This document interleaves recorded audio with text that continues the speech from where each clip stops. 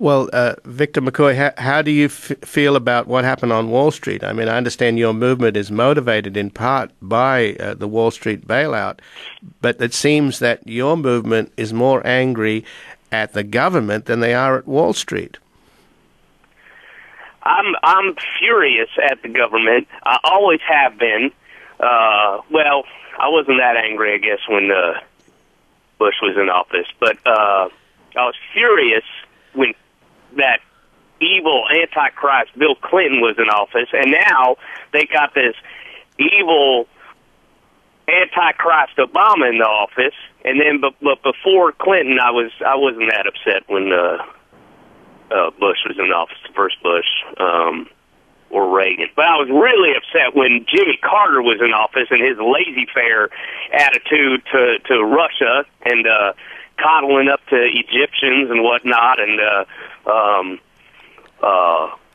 so it seems that Victor McCoy, there's a certain consistency here that you don't like any of the Democrats. Handcuff small businesses and big businesses. That's what you're trying to do with Wall Street. It's the government coming in and putting handcuffs, okay, on business, and business is what pays you and I the money to buy guns. So don't handcuff Wall Street. It's not Wall Street's fault. See, I believe in America where you rise to your potential, okay?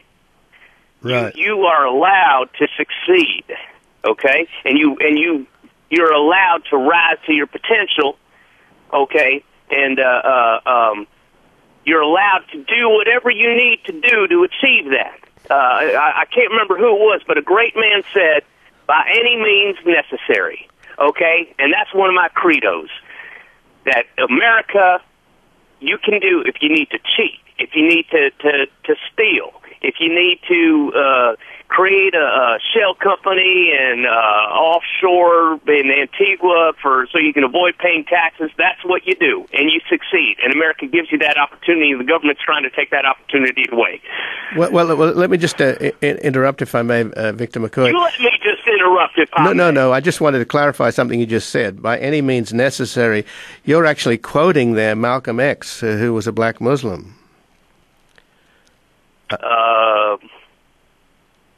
No, I don't believe I did. Okay. Well, I recall that was one of his phrases. I believe where I'm getting that from is I certainly wouldn't listen to the words of any kind of Muslim, let alone black Muslim. But I was under the impression I heard that from Glenn Beck, but. Or maybe it was Sean Hannity quoting Sarah Palin quoting Glenn Beck, I believe. Well, he could have written it on the blackboard and not written the attribution. That was it. Let me just remind the audience, if I may, that I'm speaking with Victor McCoy of Carbondale, Illinois, who is the pro-tem sergeant-at-arms for the Carbondale chapter of the Greater Illinois chapter of the Tea Party Patriots and Sons.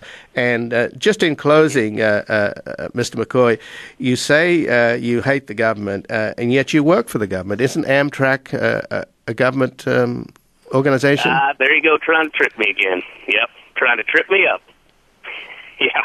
Oh, I haven't heard that one before.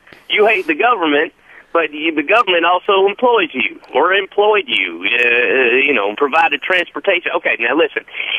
Here's the thing. Do I hate all forms of government? Do I hate all of the government of the United States of America, every little bit of it? Of course I do. Yes, I do. Okay? Do I hate Amtrak? I don't hate Amtrak. I'm bitter and upset, and I harbor fantasies, violent fantasies against them, but that doesn't mean I hate them. And it's like when you have a relative, okay? Say you have a sick relative who you get along with sometimes, not all the time, and but sometimes you do just because you're blood, and that person needs medicine, okay? And then you resent them for needing help, okay? And you're like, why can't you help yourself? God helps them what helps themselves. and don't blame God for cancer.